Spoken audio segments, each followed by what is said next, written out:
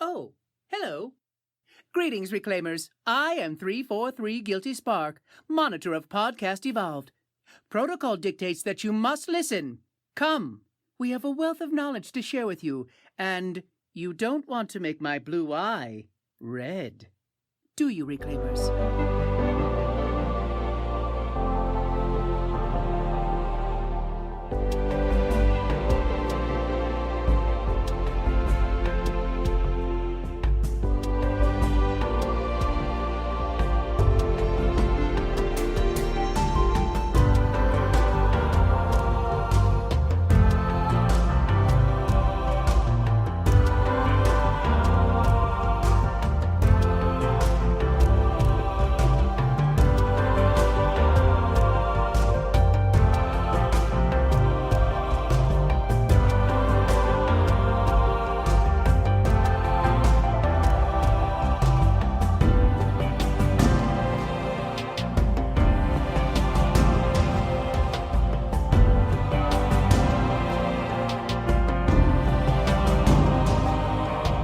Welcome, Spartans, to Podcast Evolved, your home for Halo. I am your host, Oran, and with me this week we've got Oran.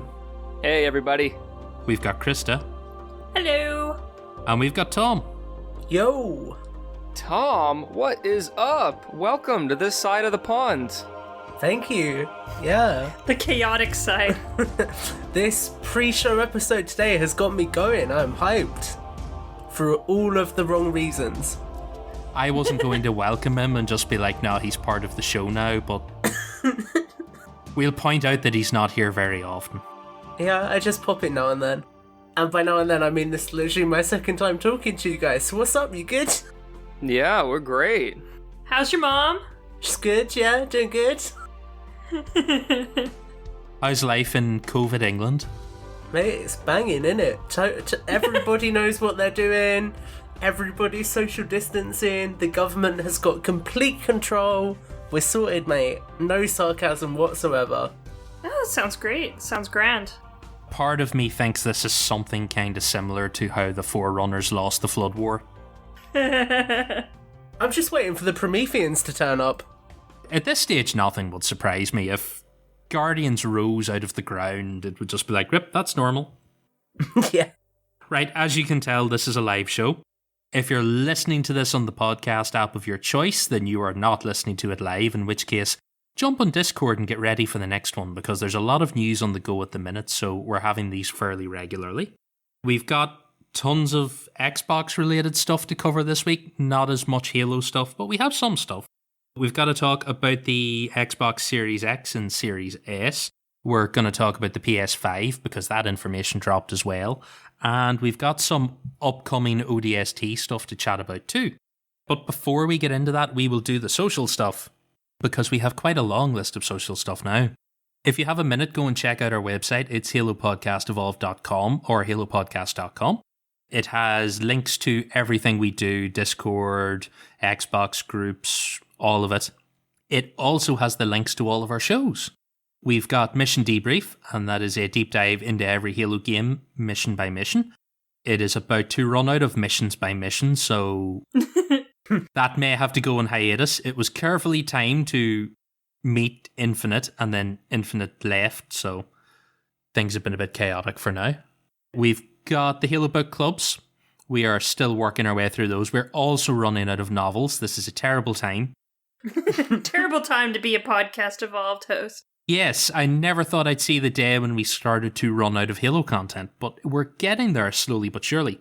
And we've also got Builds with Blocks, and that is our show centered around the micro-action figures and brick-based construction sets of the Halo universe, or as I like to call them, toys. Yeah, and it's great for us because there's loads of toys coming out right now, so there is so much to talk about. Oh, thank God. At least someone has plenty of content. It turns out that everything around Halo Infinite did not stop with Halo Infinite, so all of the merchant shit's coming out regardless. Yep.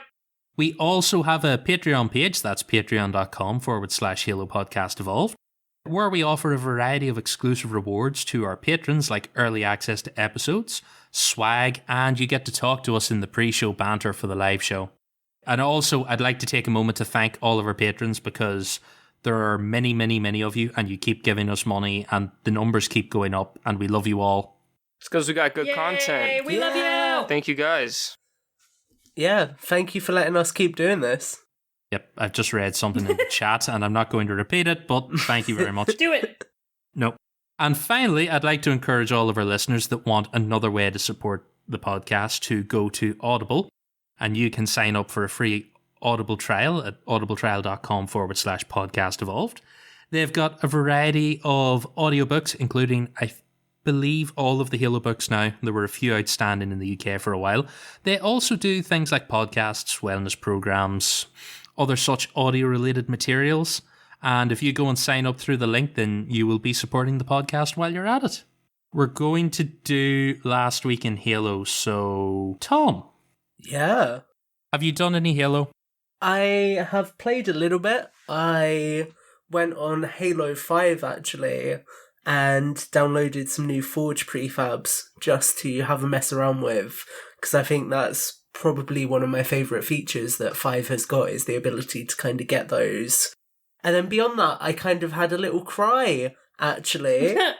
Oh. Because my new Mega Construct sets were meant to come on Tuesday, so I ordered the Banished AA gun and also the Banished Skiff, and I was really, really excited for them. I was like, yeah, I've just got to get through to tomorrow.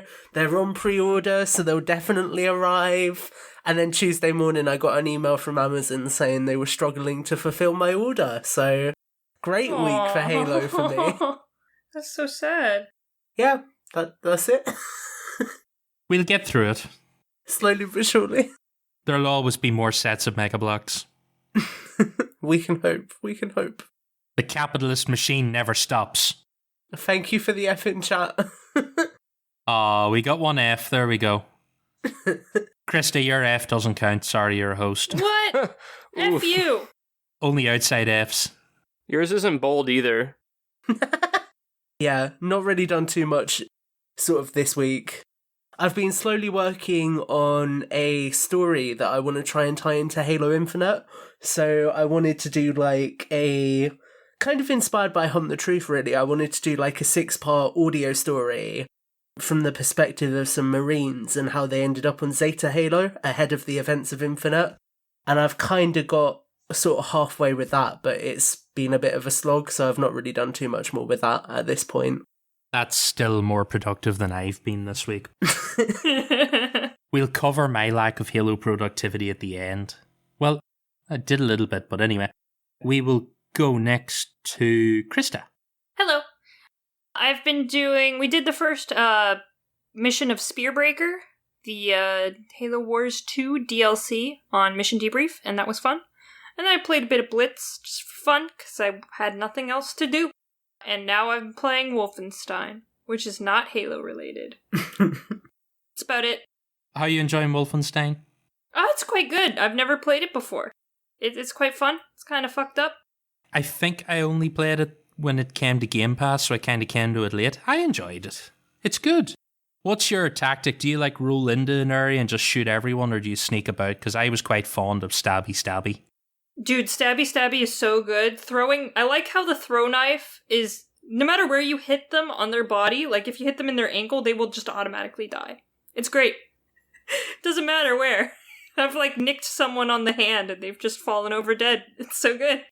I'm curious, at the start when you have to make a choice, who did you choose? Yeah, I chose the younger guy to live. I think that's the better choice. Is it? Okay. Though he's really pissed off at me right now. He's like, why did you let me live? I'm like, I don't know. Hashtag relatable. I knew you for like 5 minutes. That smile. Yeah, without going into spoilers, as it goes on, he becomes more interesting. Oh, okay. Have you done the campaign with both, or? I started it with, I made the other choice and went for the old guy, and then I kind of fell off it and got a bit bored. And I think I was listening to like the Bombcast's End of the Year podcast that year, and they talked about all the shit that happens in the other version with the young guy, and I was like, I'm going to do that version. Okay, good.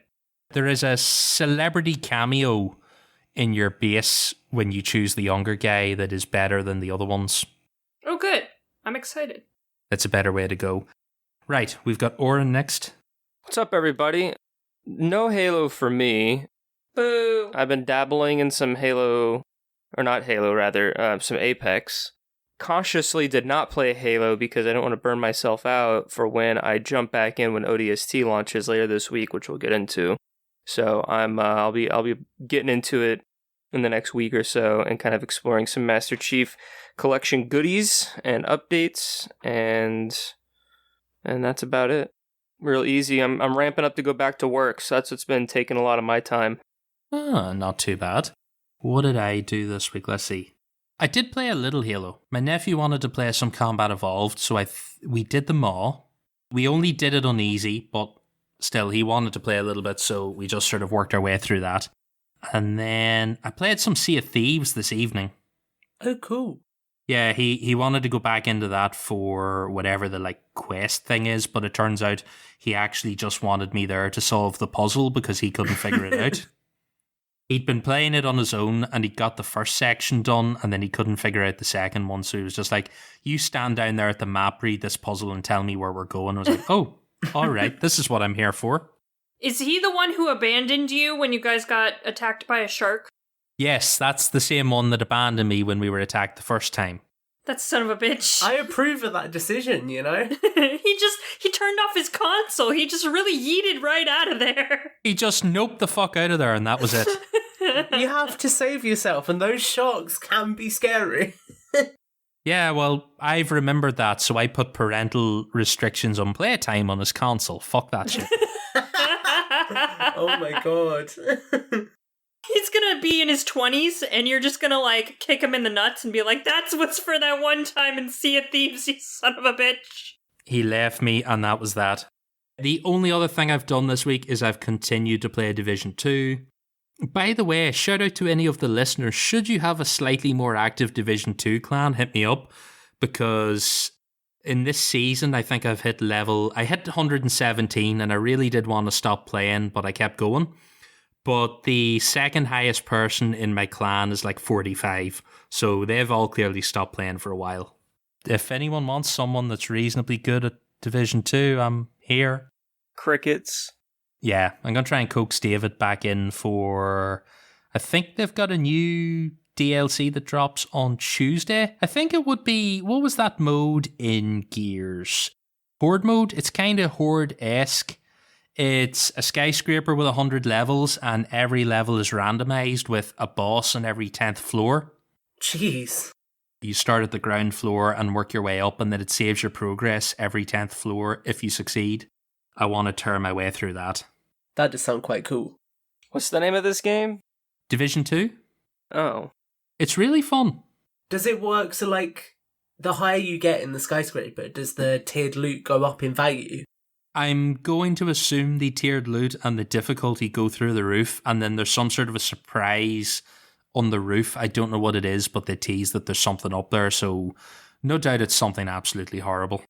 But I'm kind of looking forward to that. I was prepping this last while because when you start the season pass stuff, there's basically a soft level reset. The main campaign goes from level 1 to 30, and then they had post-game stuff for a while, and then they added a new area to the map, and with that they reset the levels from 30 to 40, so you lost all your loot and all your gear became kind of worthless and you had to start the grind again. So I finally got back to where I was before. I have a nice set of armor that when you shoot people, they explode like fireworks when they die. Nice. Yeah, I enjoy that. I think that's all I've been doing. The rest of my week's been spent contemplating stuff that I might buy thanks to the newsletter, so I think we'll jump into that next. Who's taking us through the news then? I'll go for it. So we'll start with a couple of bits of Halo news. Firstly, as Oran alluded to earlier, Halo ODST is coming to PC on September the 22nd. Woo! What that means is there will be a new season reward track, which is Recon. So that's kind of the MCC Battle Pass, and there's some really, really cool stuff on there. There's some new weapon skins, some of the skins for the different ODSTs, and all of that kind of stuff. But then also the biggest addition is the fact that Firefight is finally coming to the MCC. That's got some really cool new settings on it. You can sort of change the vehicles that are on some of the firefight maps and stuff like that, which is pretty cool.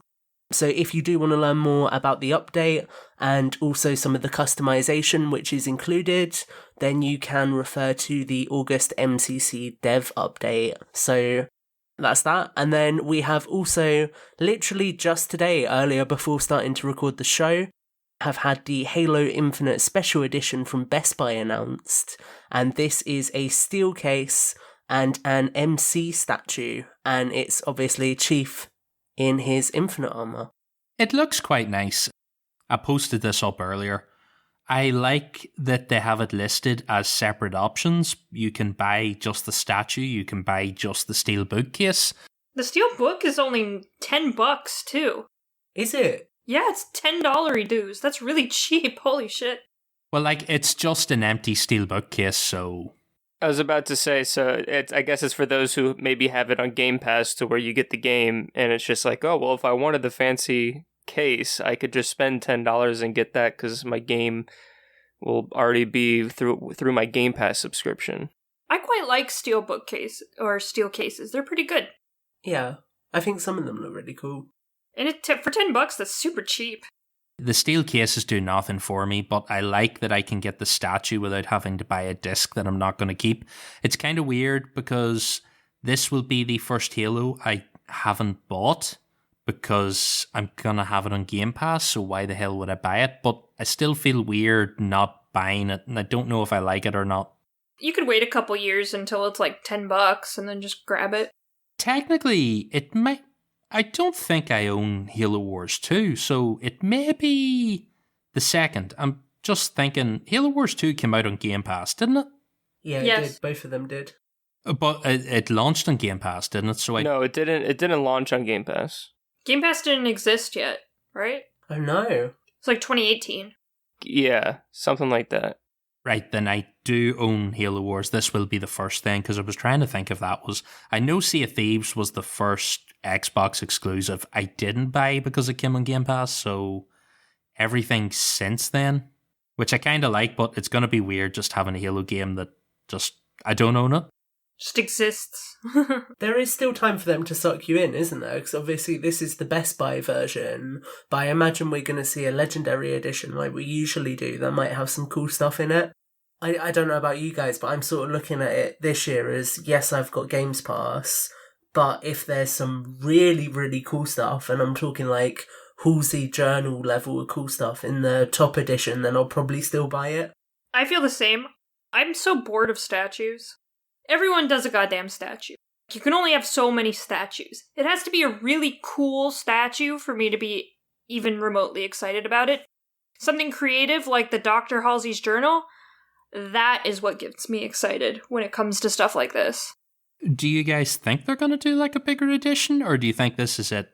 I think they'll do a bigger edition. They're going to do a $250 edition. I think they may not have had one in time for a launch window with the console release this year, but the fact that we now have presumably up to a year for this launch now, I think there's no reason for Microsoft and 343 to not go all out with like making it like a console and Xbox Elite controller. Like, I think they'll do everything.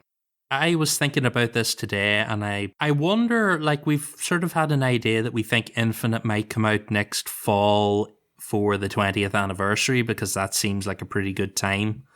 But even if it came out earlier, like, do you think they'll do an Infinite console, or do you think they do a Halo 20th anniversary console? Because I doubt they do both. I think it'd be Infinite. They're going to want to push the current product.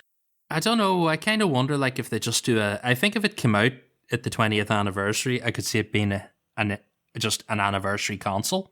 I can see an anniversary controller, but yeah, I agree with Tom that like they would want to keep it relevant, and they would just kind of use the 20 years as like retroflective, but kind of keep everything modern and forward looking. I think, and this is going to be a really weird comparison to make, but I've got to put it in here somewhere. But if you look at the way Universal handled Jurassic Park's 25th anniversary, they kind of did a separate product line because they wanted to keep all of their core products within their Jurassic World branding because that was their current thing. So I think if anything, we'd probably see something similar to that where maybe it would be like its own product line of like a controller, for example, maybe a couple of t-shirts, that kind of stuff. But I think if anything, the 20th anniversary will probably be more through like Halo gear and sort of that side of it than anything, I'd imagine. That would be nice, though. I really hope there's an Elite controller. Want a nice, sexy Elite controller. I can see like a controller and like like you said, general sort of like apparel and swag, but also we have in-game items like nameplates and stuff like that. So I think there's avenues for the 20th anniversary of Halo, but I don't know if they want to push like a whole console and like the whole branding around what happened 20 years ago. I think it's more of a celebratory, here's what happened the last 20, we're looking forward to the next 10 and the next 20. Yeah, definitely. Obviously, they're saying that Infinite's going to be a platform as opposed to a game, so I think they'll really want to get some momentum behind that to kind of launch it as a continued experience. I don't know. We'll see how it goes. I think it seems like a big enough anniversary that they'll merch the fuck out of it, so... Oh yeah, definitely. They'll definitely merch it. Mega Constructs, give us anniversary sets, please. In terms of ODST Firefight, I actually wanted to ask you guys something, because I was lucky enough to get into the Insider program with it. I was interested, when ODST Firefight originally came out, because I was really late to ODST, so I think I just played campaign. Did you have the option to like change starting weapons and the vehicles that were on the maps and all that kind of stuff? Was that there? No. I don't think so. I think they were preset. Same thing with Skulls. Like, I think it was so bare bones in terms of customization. It was just, here it is, you launch in, and all you change is the difficulty and like your character. Yeah, that was it. That's quite cool. But I mean, I just played Johnson the whole time. Of course. I never got my fucking Johnson skin. I bought my copy from GameStop and they forgot to give me the code. So angry. And I went back and they went, this was back when they still had codes on cards. And it was like, oh, we've got none left. And I was like, fuck you. I was so upset because I ended up having to just use like Sergeant, was a Striker. Yeah. He's not the same. I've got like counterfeit Johnson. I was going to say, with Firefight, I'm actually really excited to have it back then, because from kind of the time I spent with it, and to be honest with you, I didn't spend as long on it as I should have done because I was really busy when it came out. It kind of feels like they've really made it a sandbox on MCC, so you can like choose your starting weapons, you can choose vehicles to have on maps, and you can have Hornets and Scorpions now, which is really cool. And you can also mess around with a ton of the settings, and they had a few prefab game types as well. Like there was a Fiesta Firefight, which was really, really fun. So it kind of feels like this coming back into the MCC is kind of going to add a lot more of that sandbox value to it, where actually you can kind of change things up and add a lot to the replayability value. So I think that this is going to be another update which will be really well received, hopefully. We also can look at Halo 3 when it launched and it brought Forge. I think it was a little delayed on the PC front to where PC got Halo 2 Anniversary, Halo 3, and Reach Forge all at the same time. But 343 and their Forge team really went into Halo 3 Forge and kind of brought features that were introduced in future games back into Halo 3, since it was kind of the vanilla rendition of it all, and it kind of makes those quality of life improvements, kind of just makes it a little bit more modern and familiar for gamers who are kind of in the more current sort of set. So I think they're just kind of bringing it up to speed to what Reach Firefight was all about, because you can do a lot of those customization options within Reach's Firefight, and then the customization for your characters, it's just something that they're continuing as well to kind of bring it up to par with what you can do with, I guess, more of Halo 4 and Halo Reach as opposed to Halo 5. I'd agree with that. It kind of feels like they've sort of taken it and I don't know, they've kind of made it so I could easily picture all of these games like accompanying Infinite as one complete Halo experience now, which is really cool. 100%. I'm excited. Sweet. Aaron, Krysta, are you guys looking forward to Firefight?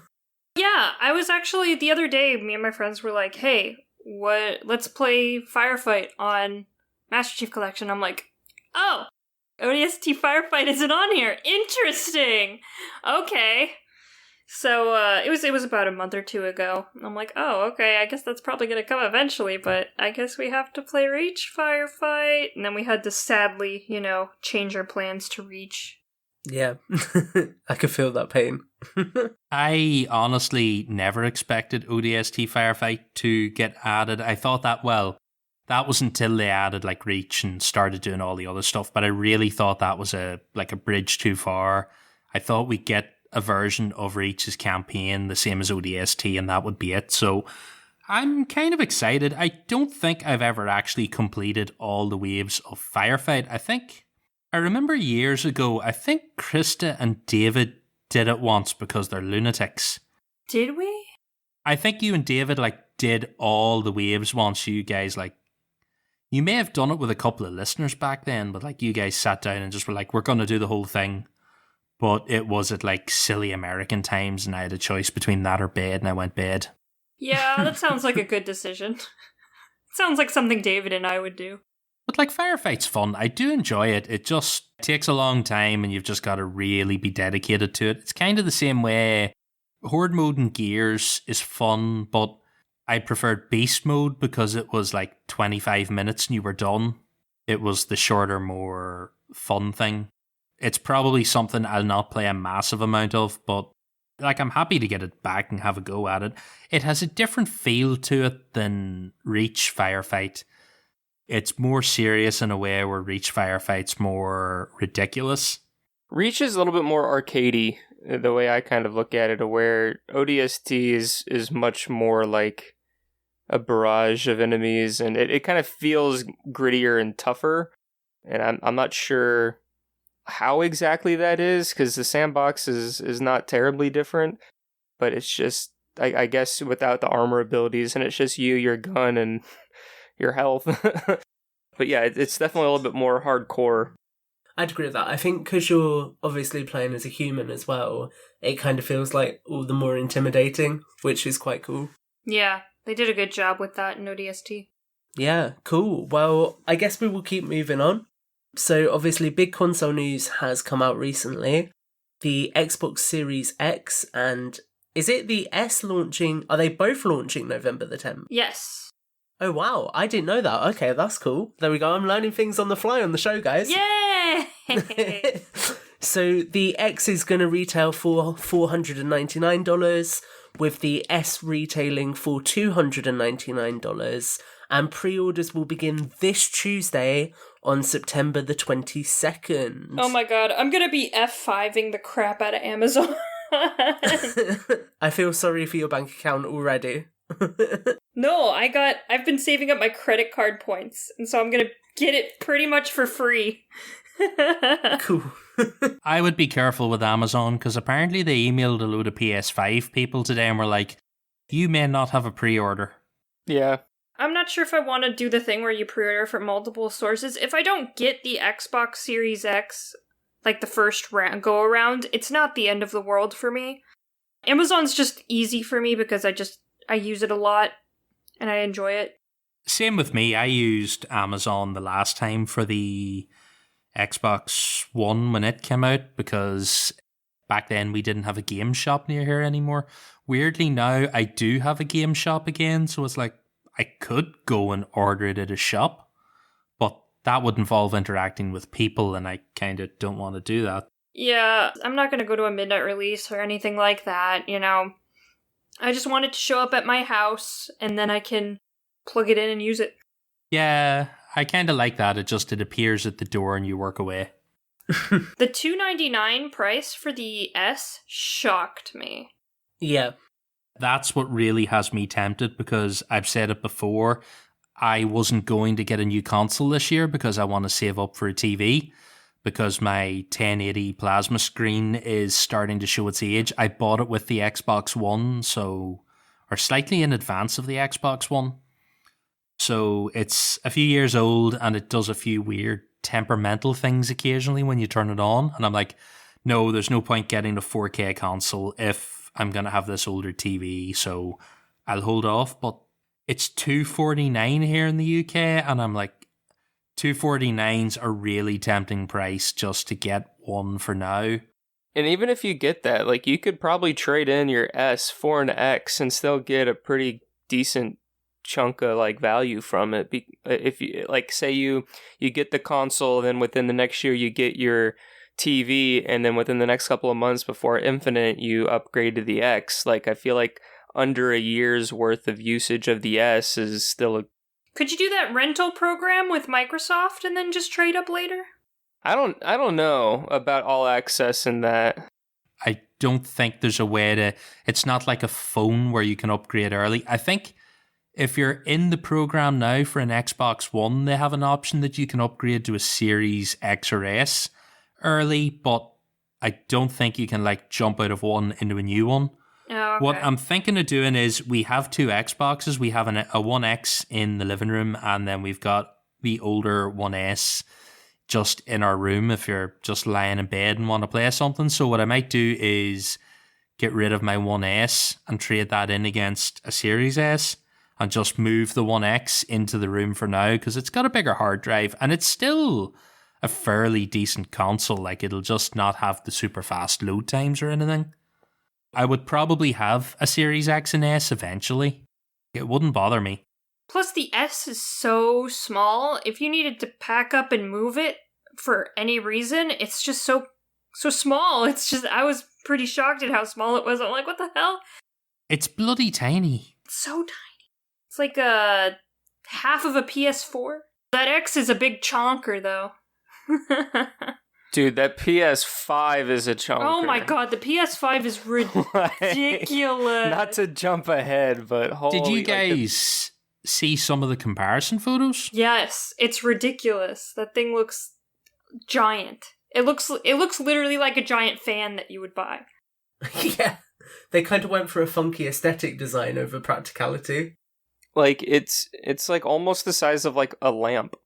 I feel like that's one of the reasons why the price is a bit higher for the PlayStation 5 for both of the versions, because putting all the components in a box is way easier than putting all of the components in a modern piece of art. That might also be why the Series X is a little more powerful than the PS5 as well, because it's easier to just get components that fit in it. I think the real killer apparently is that they had to redesign the cooling system for the PS5 because apparently they've overclocked the shit out of it to compete with the Xbox. So it's in a bigger box, it's got beefier fans, and it's running hotter. So like it's that and the SSD has driven it up apparently. Well, and here's the thing, like if you're thinking of getting both consoles and you prefer Xbox like I do, because I usually get Xbox first, in 2 years there's going to be a slim version. You might as well just wait for the slim version anyway. Yeah, I'll save my money up for the expansion SSD cards for the One X. That's probably going to be the expensive thing. Yeah, I'm kind of sad about that. I'm still in the mindset of I have a hard drive that, yes, I have to like move games over if I have some file storage management, but like I really don't see it being that bad with a 1 terabyte. Now for the S, I can see the concern because I ran out of space very quickly when I had the OG one, the 500 gig. But like my 1S right now is a 1 terabyte. I mean, I download everything because I can and I have an external, but I feel like bouncing between games won't be that much of a management depending upon what you're playing with the kind of packaged in SSD. Well, and I mean, it's just planning, right? You just got to plan, hey, I want to play this, let me clear out some of these games, and then, get the download started overnight so that when I wake up in the morning, it'll be all downloaded. It's just stuff like that. I'm kind of hoping they might give us an option for remote file management. They kind of dabble in it, like you can set a Game Pass game to download, and I'm pretty sure you can tell it if you want it to download to the internal or the external, but if they gave you that option that you could like remotely say, I want to play Destiny tonight, transfer that from my hard drive onto the SSD so that by the time I get home it's there. Like if you're transferring stuff from, I know it's a hard drive and it's USB 3, but like from that to the SSD shouldn't be the slowest process in the world, because the only thing that slows it down is the hard drive, not the other end. But still, I could see myself, I'm the idiot that bought the big fucking 360 memory card and then bought like the 32 gigabyte thumb drive whenever that came out. I'll probably buy a terabyte like expansion card at some point. It's probably worth it. I see people saying online that sort of SSD, you're looking somewhere between $120 and $200, give or take. So, like, it's not ridiculous money. I've seen people saying that there's only one model of hard drive so far that will, in theory, work with the PS5, and they think they'll be about $350 for a terabyte. Jesus. Because they have to be exceptionally fast. So, like, there's nothing on the market yet. Whereas the Xbox SSD is slower, but at least that means that they exist somewhere. So I'm kind of hoping, like, I've seen leaks that have gone from like it's going to be $99 to it's going to be $220. I can't see being more than $150. I feel like $99 is the perfect price for an extra terabyte. I think that's like how much it costs on like phones nowadays when you get whatever the next upgrade is for your phone storage. Usually slaps on another $100 to like, you know, beef out the price a little bit. But I mean, for Xbox, they're partnering with Seagate, I think, and so it's only their brand of storage units. Whereas with PlayStation, I think they open it up to whatever company designs hardware for it, as long as it meets a certain threshold. I mean, I would make the point as well that at this point, you kind of got two things at play. Developers are more conscious of storage than they ever have been before. I mean, you saw it with Modern Warfare a couple of months back. Infinity Ward actually went into the files, and I have no idea what they did, but they basically found a way to compress some of the pre-existing files on devices so that the game didn't take up as much memory as it did, because with all of the updates, it was getting really beefy. So I do think it's something that devs are kind of aware of moving into this generation. But also I would make the argument with Xbox that we've seen from Microsoft that they're not scared to undervalue things and to sell them at a cheaper price if they think they're going to sell a lot of units. So I wouldn't be surprised if you do see perhaps a really, really good value, like 1 terabyte hard drive, like you're saying, maybe $100, because they think that they'll be able to sell the units. Hopefully. Just doing a quick glance online, the Seagate stuff for the Xbox One, looking at it here, none of the branded stuff seems terribly offensive. I've got 4 terabyte hard drives, Xbox branded for 90 quid, and like a 4 terabyte portable drive, that's probably not terrible. 8 terabyte Xbox branded desktop drive, 140. I think I paid about 120 for a 4 terabyte drive a few years ago, so that doesn't seem awful either. If I was going to pay 150 quid for a terabyte SSD, while it kind of is a little bit painful, like I think if it was $150 and 120 quid, I could maybe live with it. Yeah. But it's probably the sort of thing where they'll come out with 2 terabytes in a year or two, and then, you know, that'll take up the top end price and your 1 terabyte will be worth 60 or whatever, or 70. I can see like they can easily keep it at the same price but up the storage all the time. Yeah, I could see that, to be fair. I think it poses an interesting question. Are you guys planning on picking your consoles up at launch, or are you going to wait a bit and kind of see what happens with stuff like this?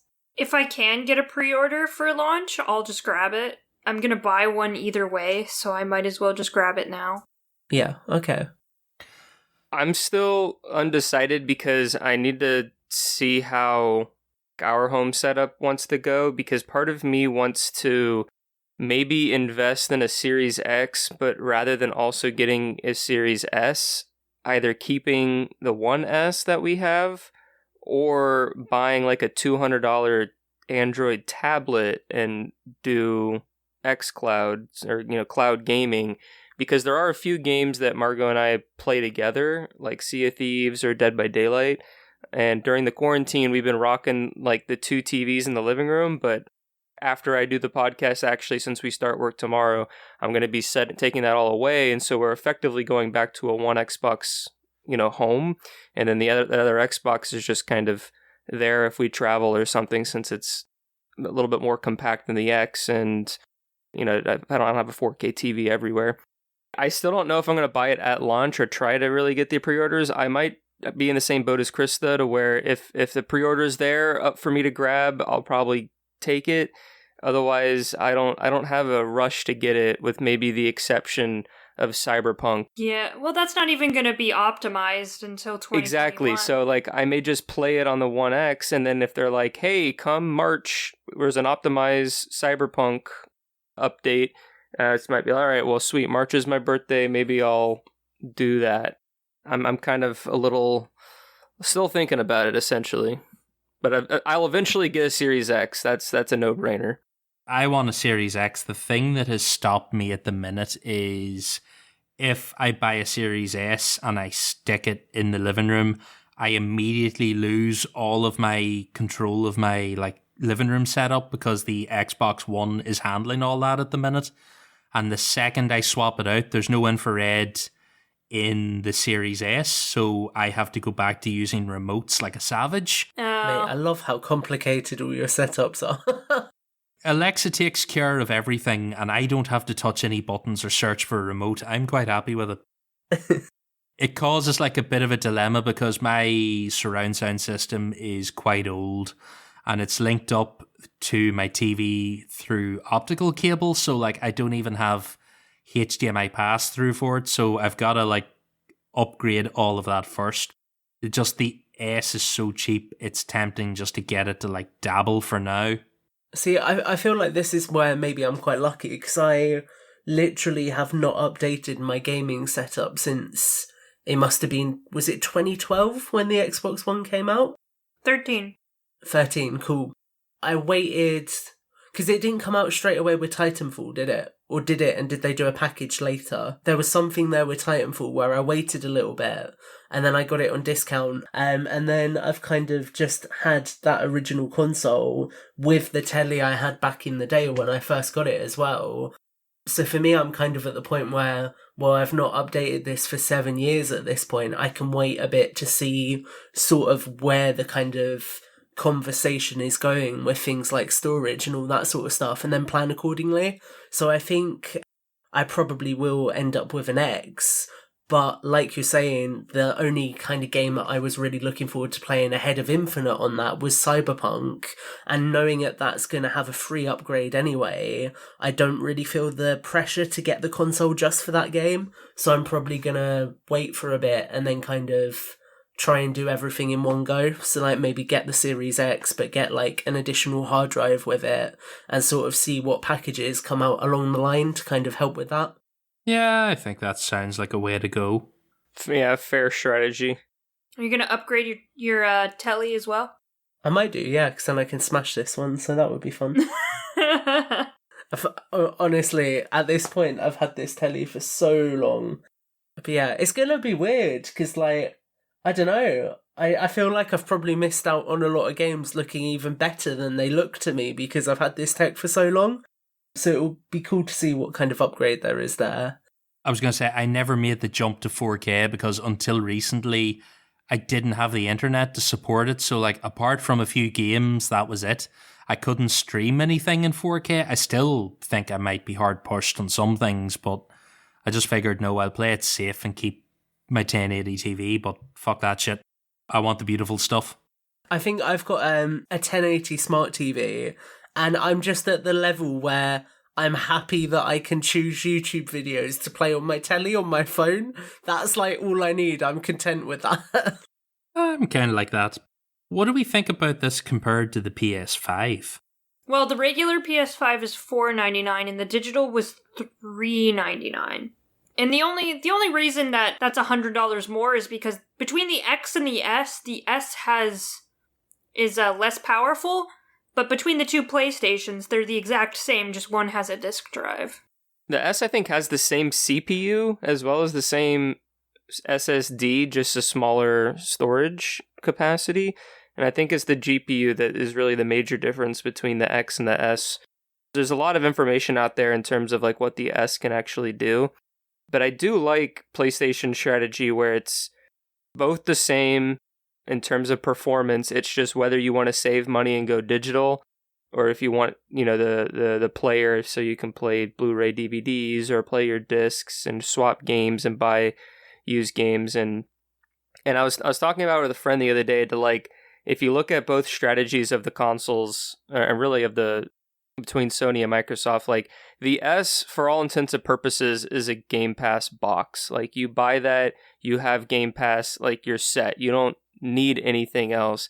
And the PlayStation, if you get the digital version for PlayStation, well then now you need to buy your games. And even though they kind of have a similar sort of digital game offering that they're doing with PlayStation 5 that kind of mimics some of the things that Game Pass is doing, you're now locked in to buy the PlayStation games and at full price or at generally a higher price than these used games, to where that can kind of make up some of their money. I was going to say, it's worth pointing out, it's also come out in the last few days that first-party PS5 games will be $70. Holy shit. Not all the third parties might follow, but the first-party games are going to be. I thought I saw something where Miles Morales was like, you could get the Ultimate Edition for $70 that includes, I think, PlayStation 4 compatibility. It's kind of the same thing that like the basketball game is doing and the Call of Duty game is doing, to where if you buy the $70 value pack, you get access to both, whereas you could buy each game separately for $60. I don't think Miles is 60. I think on its own it's like cheaper because I don't think it's a full game. It's more of an ODST than a Halo 4. Like it's a halfway sort of a game, so you get the 70 for the two, but when you buy the next God of War or whatever, it's just going to be $70. When you get The Last of Us 3, it's going to be $70. Which is weird because they've got this weird... heard a lot of people, like even the Giant Bomb guys, were confused about it because they were saying like, it'll be $60 to buy the PS4 version of a game while it's available, but $70 to buy the PS5 version. But will the PS4 version, when you put it in the PS5, will it upgrade, or will you pay like the back compat version, or will you have to pay an extra $10? You'll probably pay the back compat version. It's probably like playing a non-optimized version of an Xbox game, to where it effectively reads it as a last gen game and gives you the bonuses of just the hardware, but not the optimized. It doesn't have that buzzword, so to speak. It's going to be weird. It's been weird kind of seeing how companies have been justifying that $10 price hike as well for having it across the board. Because obviously you've got people like CD Projekt Red who have come out and said, no, if you buy our game on this gen, you can have it on next gen for free. But when Call of Duty were trying to justify it, they kind of turned me off to the point where I'm probably not going to get Cold War now. Because I remember they were like, oh yeah, you're paying an extra $10. And it was kind of like, yeah, you get ray tracing. I'm not paying $10 just for stuff like that. It's hard because I feel like we were kind of spoiled when it came to an upgrade from last gen to this gen, because I feel like a lot of games were kind of quite generous with giving you upgraded versions for free. And obviously, I mean, games like Call of Duty Ghosts, you had to buy the new copy of it. But I feel like generally there was a lot more sort of, if you've got this game, you can play it on your new console. Whereas it seems like that's not the case here. I feel like there was a lot of, I might be wrong, but I think at the start of this gen, there was an awful lot of like upgrade for 10 quid. Yeah, there might have been. I don't think it was a lot of like weird free stuff. I don't know what they're going to do. I could see Microsoft going to 70 eventually because it's probably the way it's going, but I think they might hold off until they ditch Xbox One support. Because until then, you'd be charging $70 for a version of a game that you can play on an Xbox One for $60, and then go like, oh, with smart delivery, you can get the Series X version, but you'll have to pay more for it. It's just so weird to me that could potentially be just the new RRP for games in general, because I feel like going up to 60 when it happened was quite a hike as it was.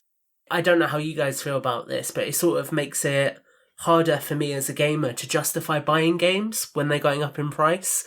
But I feel like that's maybe where things like Game Pass really come in, because then I can actually try things without having to commit all that money to the product. Well, and here's the other thing, especially disc versions go down in value very quickly. I mean, you wait a year and you can pay pretty much half price for a game.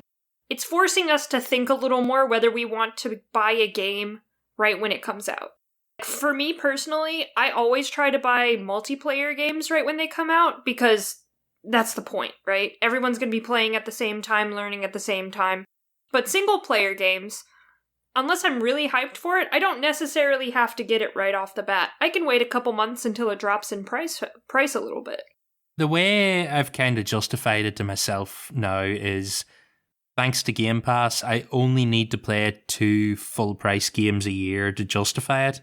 It makes its money back for me once I've played 2 titles, and everything after that is a saving. So I don't have to buy any upcoming Microsoft games, so I'll probably buy the new Assassin's Creed, and I'll still not have spent as much money as I would have. That's kind of how I've been balancing it. And it won't bother me then if they turn around and move first-party Xbox games up a tenner. It won't bother me because I'll have Game Pass, and I don't think they'll put the price of that up too substantially anytime soon.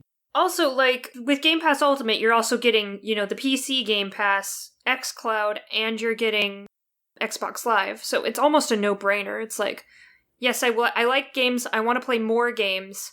Why don't I just pay a little more to get access to a bunch of extra games? Even if I don't play 90% of them, I still play 10% of the games on Game Pass. And you're getting the EA stuff as well, so it keeps piling up into saving money. Yeah, it does. I honestly, I was talking to my friend about this, who isn't really that in-depth into gaming, and I was like, what they've done here is so clever, because if they've sort of done it in a way where they've done it at the right time, I feel, so they've kind of built a really good audience for Games Pass, and people kind of know what to expect from it now, and so they can keep adding that value to it. Whereas, say for example, if PlayStation were to introduce their own version, they would kind of have to start where Games Pass was when it first came in, but it's already so many leagues ahead of that even then it wouldn't be able to compete. Because like you say, Game Pass now, you've got Ultimate, which has got Xbox Live, PC Access, you've got EA Play, so I really genuinely feel like Microsoft have changed the game with how they've done this. I hope you see what I did there. Change the Game Pass. Well, it's kind of the issue that we had for many years with Netflix, because Netflix was so ahead of the game. It took Hulu years to catch up, and the only reason Disney has been able to, launch and be this successful was because they put billions of dollars into it. I don't think Sony's going to be putting that much money if they're going to launch a similar service, but if they want to compete with Microsoft, they need to allocate a lot of resources to building something similar. I think Sony can kind of they're sort of doing what Microsoft is doing and Disney did, where you pull all of your content back and put it on your service and make it an irresistible sort of a deal. That's what, every time they add a game to Game Pass, it becomes just that little bit harder to stop subscribing. They're talking about they want to do a game every 3 months once all their studios are up and running. That's their goal, is that it may not always be a big title, but if you get... You're getting a game once a quarter. Yeah, if you get 2 games a Grounded every year and you get 2 big games every year, that's a pretty good deal. But as time goes on, all those games go on Game Pass and they stay there forever. I think that's the way to go with these services is... If you think of Game Pass as it's the first party subscription, and by the way, we throw other shit in there so you can randomly try stuff, that's the way to think. Like, that's how I think about it now, is like, it's basically going to be my library of first party shit. Yeah. And that's how I'm going to play it. And as time goes on, like, I'll have Halo, I'll have these other things, and that's where the saving comes, because it's always going to cost me more to buy those games individually. But I think Sony can go the same route, and I think at some point they will. PS Now is there waiting to be just turned into an unashamed Game Pass clone. Like, that's all they need to do is flick the switch in the morning and go, all our shit's on it, we do exactly the same thing now. And they've kind of done that. Like, if you upgrade to a PlayStation 5, you get access to, like, the PlayStation 4's, like, backlog of their first-party titles, which I think is pretty smart. Yeah, they have that PS Plus collection. Like, it's not everything, but I think it's like a dozen games. It's a good idea. Yeah, I like it, but I don't see them adding too much to that in the long run. Horizon 2 isn't going to be there. God of War Ragnarok's not going to be there at launch. Like, they're not that into it. It's for people who have either very little playtime on the PlayStation 4 or just didn't have a PlayStation 4.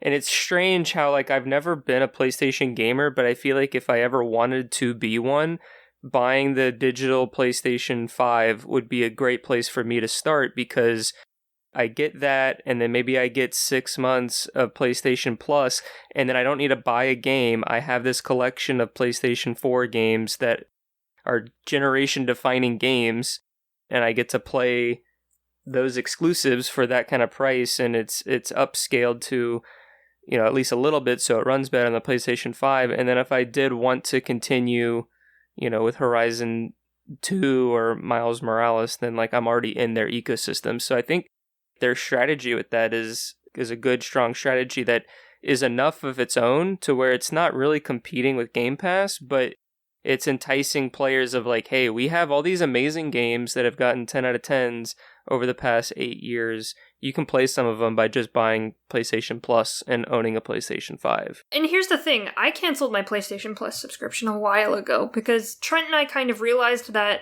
if we're going to be playing online, we might as well be paying for one subscription, and then I make his console my home and do that kind of thing. So we both have access to Xbox Live, but we're only paying for one subscription instead of paying two, one for Xbox, one for PlayStation. That's the way we do it as well. I've just shared it among both. I think if Microsoft really want to, like, tempt people, the way to do it is to go, here's 6 months Game Pass with every console. They're throwing Game Pass at people, like, you can still do the $1 upgrade and just buy all of the Xbox Live you can. Like, I think it's 3 years is the maximum. So you can, if you're a new player, you can do that. But I think the best way to do it is just, if you're buying an Xbox, here's 6 months of Game Pass, go and look at all the shit we have here. And I think a lot of people would be tempted to stay. I think give them Ultimate. I think that's the way to do it, is just like, here's 6 months of Game Pass Ultimate. Go nuts. See what you like. See what you want to play. I probably will never not be subscribed to Ultimate, because the second I stop, you lose access to that back catalogue, and then you lose your Xbox Live and all the rest of it. So, like, they probably have me tied in for as long as I have an Xbox, and I'll probably have an Xbox for as long as they make Halo. Pretty much, I'm in the same boat. All of this kind of having access to more games at our fingertips is really good as well, because I remember earlier this week, I tweeted out about this Deliver Us the Moon that I'd been playing, and the devs actually picked up on that tweet, even though I hadn't tagged them or anything. And they were saying that it's really cool seeing how different people are finding their game. So I think this sort of new innovation in the gaming space is really nice for developers, because it actually gives them an opportunity to get their games in front of eyes that they wouldn't otherwise. I mean, I know I've played so many games like this game, We Happy Few, State of Decay, so many games that I wouldn't have tried otherwise because of this. So I think it really does kind of change the way that I suppose we're accessing games, and it changes the way that developers can build their audiences. Yes. It's given me massive game picking paralysis. Anytime I fire up my Xbox, I look at the Game Pass section and I go, and then I don't play anything. Yeah. Yeah, I'm in the same boat as Tom. I think even Phil Spencer has even said this, to where it's like, we find that gamers play more when they have Game Pass, and I was kind of in that boat where I pretty much had an Xbox as a Halo box and only played a couple other games here and there because I didn't want to pay full price. I don't have the time to buy 5 or 6 games a year. But when I have Game Pass, it's like, oh, this new game, like I tried this game like Nowhere Profit or something. It's like a strange card game or something, and like I've only played, I don't know, maybe an hour or something of it. It literally just appeared on my like homepage, and I was like, sure, I'll download it. It's a cool title, it has some cool art, and I played it, and that dev has a player as me who they would have never gotten if they never went to Game Pass. Do we want to move on to our last topic of discussion? Sure. So Project xCloud has officially launched as Xbox Cloud Gaming on Android devices as of September the 25th. Or the 15th. Did I put that wrong? Yeah. Whoops, that was my bad. No, it's all good. However, it will not be available on iOS devices. So I'm going to let you guys take it away with this one, because I'm not going to lie, I do not have Ultimate, so I have no idea what xCloud is. It's really cool. So I was playing around with it the other day. Am I the only one here that has an Android device? I have one as well, Krysta. Yeah, David was supposed to be our other cloud gaming user. I stepped in, we swapped phones, so I've got an Android, I just don't know how to do any cloud gaming with it. Okay, so it's really great. It's super easy to set up. The way you set it up is you turn on the console you want to kind of game from, and then you grab one of your spare controllers, you connect it to the phone via Bluetooth, and then you can access the console through your phone.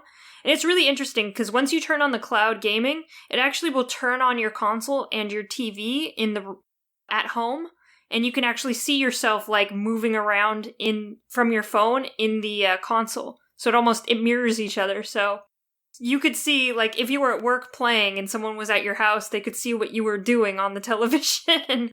I don't think you could be playing on the console and also xClouding it somewhere else, so 2 people can't be on the same system. Really? So I can't play on the tablet and like Margot be signed in on her account? Can I not just do it through Wi-Fi? Do I have to do it through my Xbox? You can do it through Wi-Fi, but your Xbox, you're basically just streaming the video from your Xbox onto your phone. So you can't have, like, she can't be playing a game and you be playing it'd be like 2 people playing 2 different things on the same console. So then do you have the game downloaded locally on your Xbox? You don't have to download anything except the xCloud app on your phone. Right, but like if you were to say you were to play Halo 5, and you deleted Halo 5 off your console, but you're streaming from your console, would you still be able to play Halo 5 from their servers? No. You have to have it on your console. Think of the console hosts it. So your console hosts everything. All of the data is coming from your console and then being transferred to your phone. And it's just a matter as whether, if you're not at your house, say you're at a Starbucks and you connect to the Starbucks' Wi-Fi, it connects. You're just remote. It's like a VPN. You're remoting into your console, and you're just using your console. They've had the local version for a while, haven't they? Because you could stream to a Windows 10 device on your network for like a couple of years. So it's just that, but on steroids.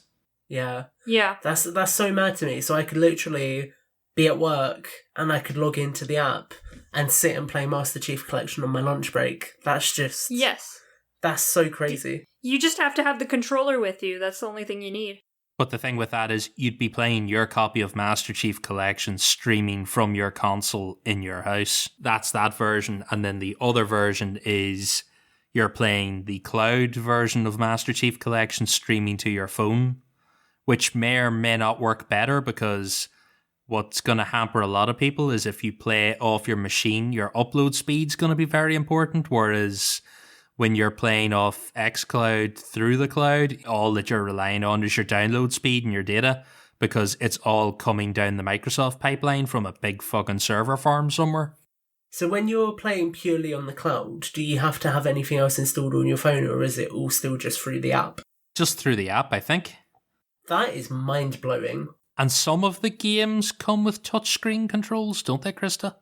I haven't tried any of the ones that have touchscreen controls. I just logged on and played like some Halo 5 campaign when I was trying it out. I know Minecraft Dungeons, because I've seen the advertisements on YouTube, supports touchscreen controls. I like the idea of being able to play Halo Wars on my phone, because that's something I think you could play quite handily and you're not worried about the lag or anything else. Yeah. Yeah, I would basically want to play non-multiplayer games, and so like my dungeon crawlers or my card games, as opposed to my Apex and Halo. It's going to sound weird, but the weirdest thing for me trying to like envision is how the graphics would scale. Because they're not going to look as good as on the telly, obviously. But I just can't picture streaming Modern Warfare 2019's campaign on my Samsung S3. Just picture like a YouTube video where you could pick 1080p or 720p or 440, and like depending upon whatever was uploaded or whatever your connection is. I imagine it's similar to that. Krysta, you can correct me if I'm wrong, but I imagine whatever feeds coming in versus whatever display your phone or tablet has, it finds a resolution. Yeah, and you can see it upscale and downscale depending on how much of the data is getting pulled through. Basically, because I have got a very dated television, I could probably play to the same standard on my phone. Possibly. Oh my god. Within reason, yeah. I think they've announced that next year they're going to start upgrading the blades to Series X for xCloud. Woo! Oh shit. From next year, you'll be able to stream better quality games. That's going to be crazy. So do we think this is ever going to come to iOS, or do we think Apple's just not going to cooperate? It will eventually come to iOS because the European Union will beat them into submission.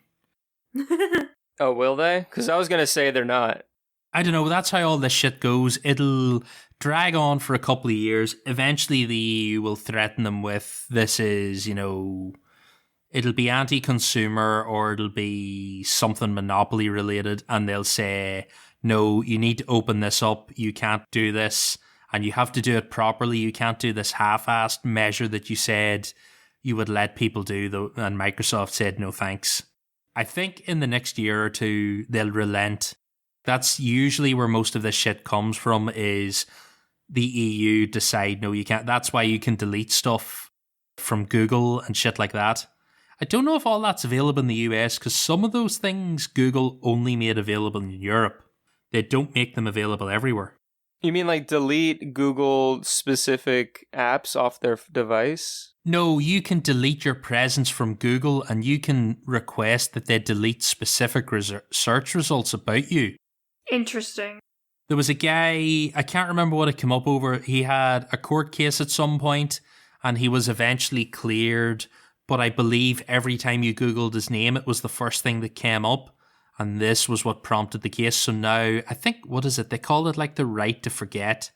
So you can submit it to Google and say, I no longer want this story about me murdering someone to be the first result in Google.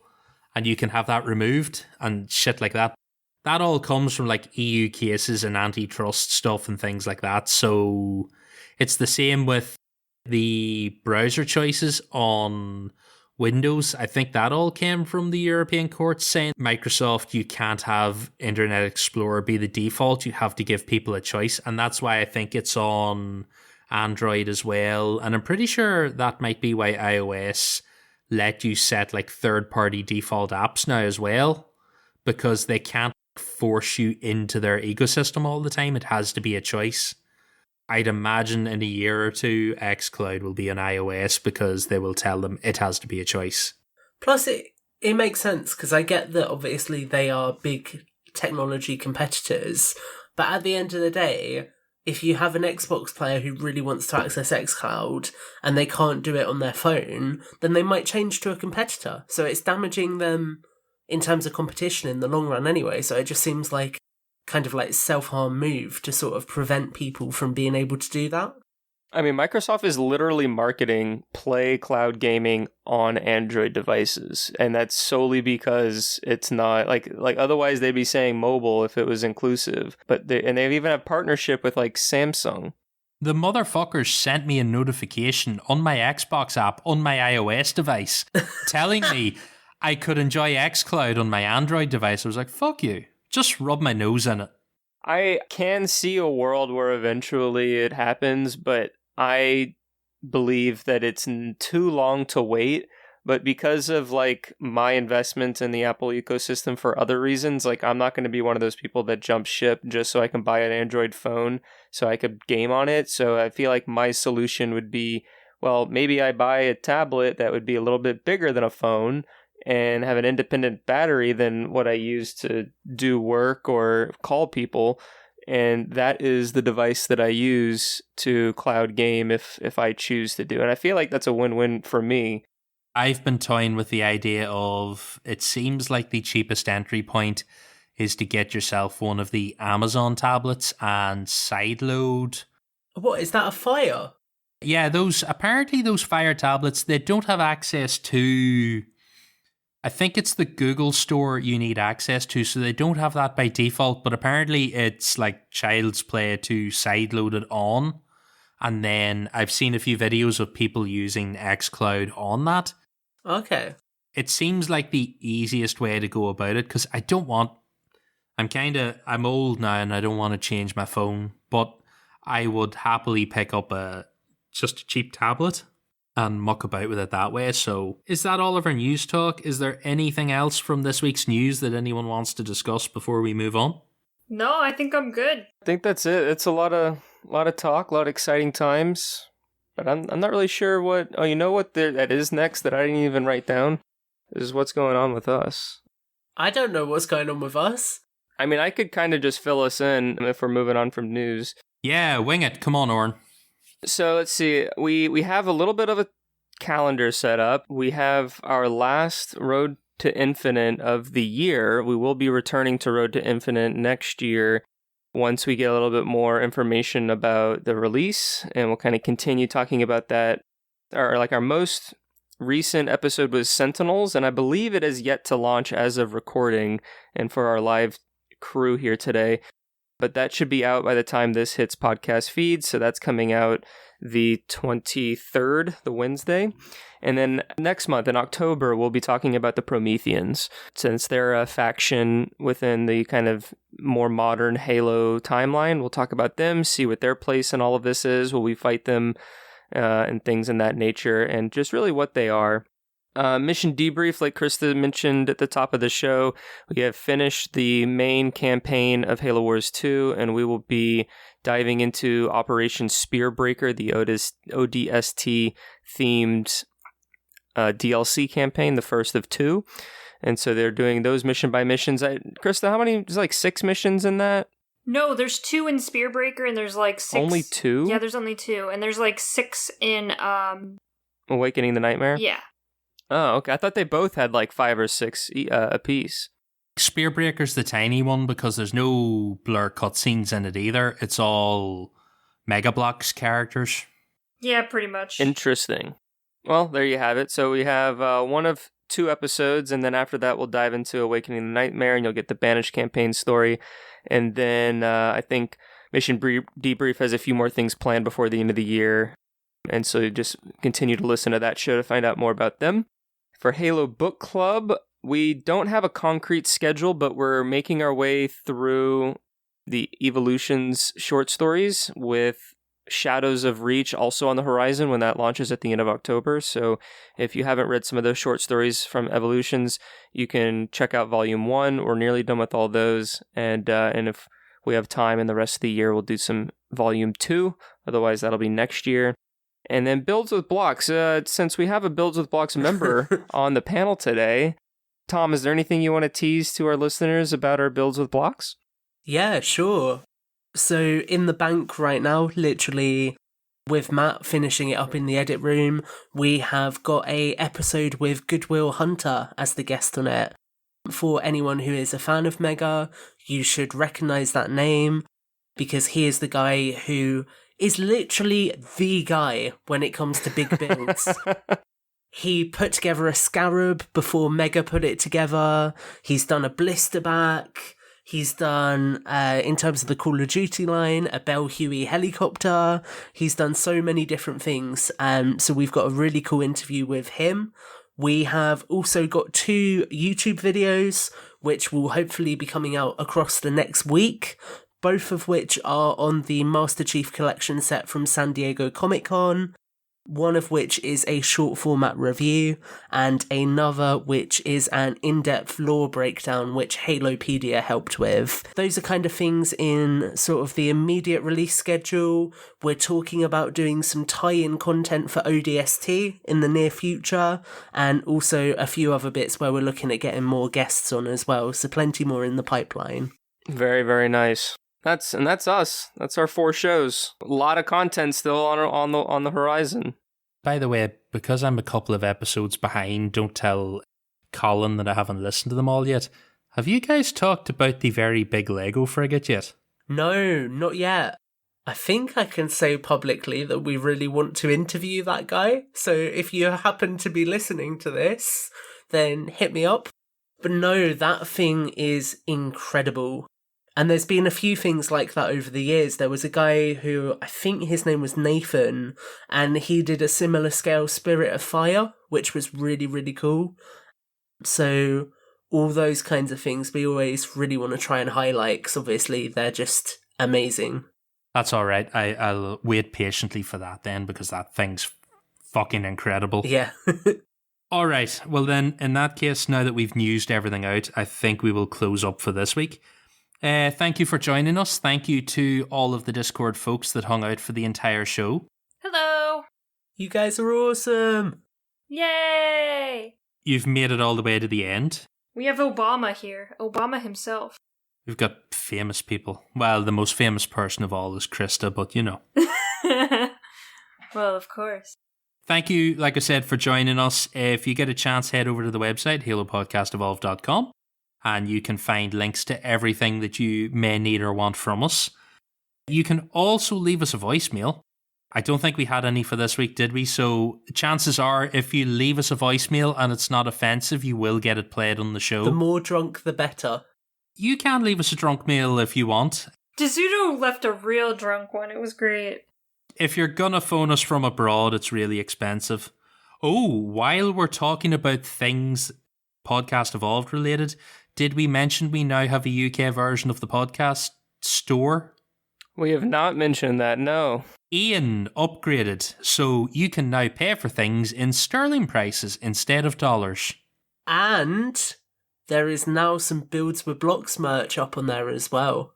Yes, also, there is UK-specific merch because apparently they use different suppliers, so you can get teddy bears and stuff that aren't available in the US. Ooh. Teddy bears. So you can sleep with us, is what you're saying. Oh. You can do tiny teddy bears with Podcast Evolved t-shirts on them. Won't be the first time I've slept with myself. Oh, boy. Okay, this took a weird Help. turn. I need help. I thought WAP was as weird as this was going to get today. On that note, I'm your host, Aaron. This has been a very, very moist episode of Podcast Evolved. Until next time, Evolved. Evolved!